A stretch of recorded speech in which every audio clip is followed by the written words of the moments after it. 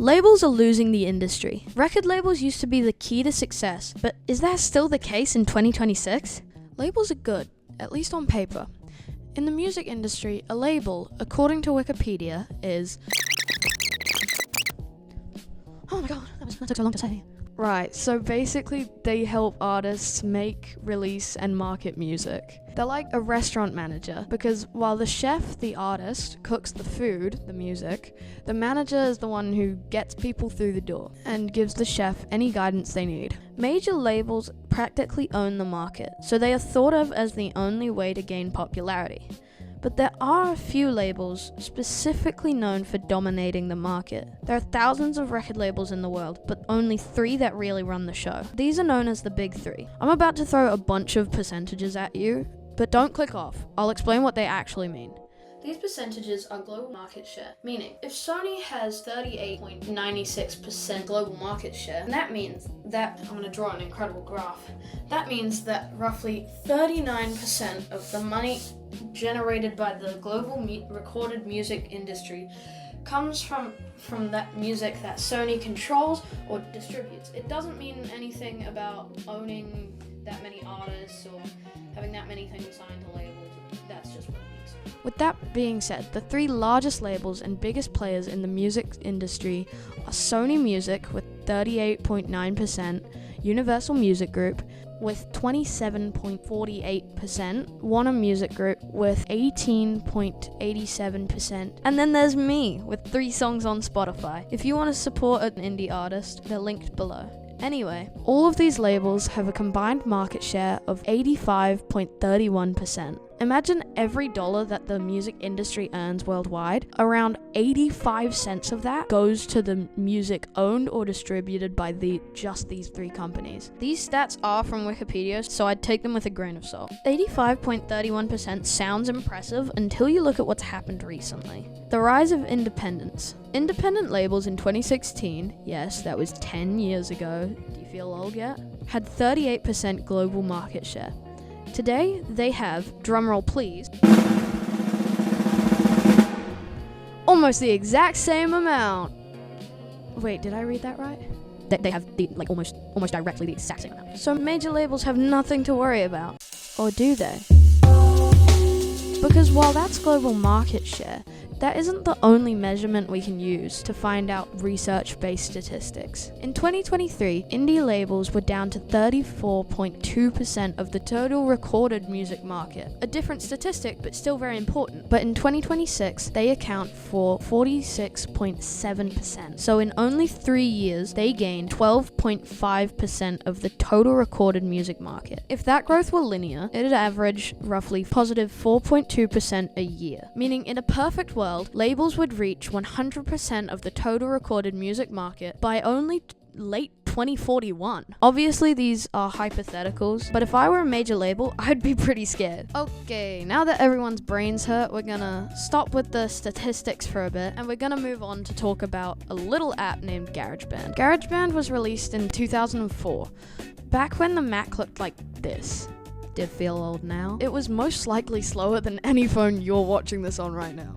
Something that can fit in your pocket is faster than that. Crazy. Anyway, but even back then, this app was incredibly popular. While there were already free DAWs at this point, this was the first one that was aimed at the consumer. If you've never heard of what a DAW is just a digital audio workstation. This was the first hint at music becoming more affordable. For reference, 1 hour in a studio would cost around $50 depending on where you go. There could be higher, could be lower, but it's a good ballpark. Logic Pro costs $200 USD, meaning that around 4 hours in a studio would cost the same as Logic Pro. Obviously, there are upsides and downsides to both, but you can see the point I'm trying to make. 20 years ago, you'd need thousands of dollars worth of equipment just to compete. Today, people are making hit songs in bedrooms. They're known as bedroom producers. Some are literally making music on laptops under their duvet. It's just people with talent who want to make music for others to see. It's not just the software benefiting them, it's also the marketing. TikTok is the new marketing standard. The TikTok we know was made in September 2016, but only gained mass amounts of popularity in 2020 because of one pretty major event around that time. And if you don't know what I'm talking about, I envy you incredibly. In 2020, the COVID lockdowns and TikTok joined together to change music forever. This could be a whole other video, so comment TikTok in all caps if you want to see that. The truth is, artists use many promotional tools to capture your attention. TikTok didn't just change songwriting, it also completely broke one of the biggest reasons artists would sign to label in the first place: marketing. Because now nobody needed labels to do any marketing. You see, before, it was you get a label and then you become famous. Whereas now, it's you grow an audience, maybe get a label, and then maybe become famous. Obviously, there were always doubts, but a label was a pretty surefire way to get famous. And if it wasn't bad enough, even if you have a label, a lot of artists have spoken up about how they were just taught how to make TikToks instead of the label making it for them. There was, however, a point in time when labels and social media worked together. Justin Bieber had always had a talent for singing, and he performed very regularly. His mum would film his performances and then post them to a small app named YouTube. This was mostly just so that his relatives could see them. However, over time, these performances would gain lots of views, until one day in 2018, a talent manager was watching YouTube and discovered Justin Bieber's performances. The talent manager flew him out to the USA, and the rest is history. After this, every label wanted the next Justin Bieber for themselves. Many labels had multiple people just scrolling through YouTube looking for the next breakout star. This was now a time when social media wasn't a way to grow an audience.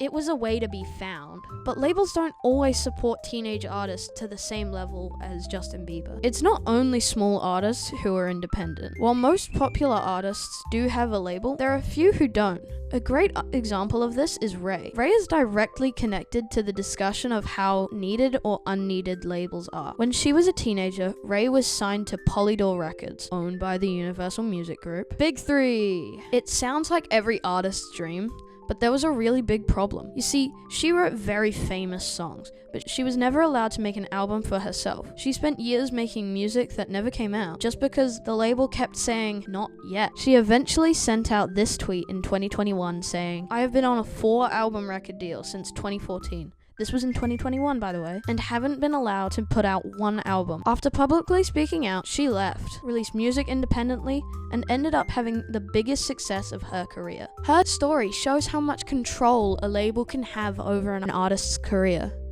While she is an independent artist, she does have her own team, so she's not alone, but they are her team, not a label. Now don't get me wrong, if you're Taylor Swift or Justin Bieber, a label can still throw millions into marketing a tour or album, but most artists just aren't Taylor Swift or Justin Bieber. These days, labels have a much worse reputation than they used to.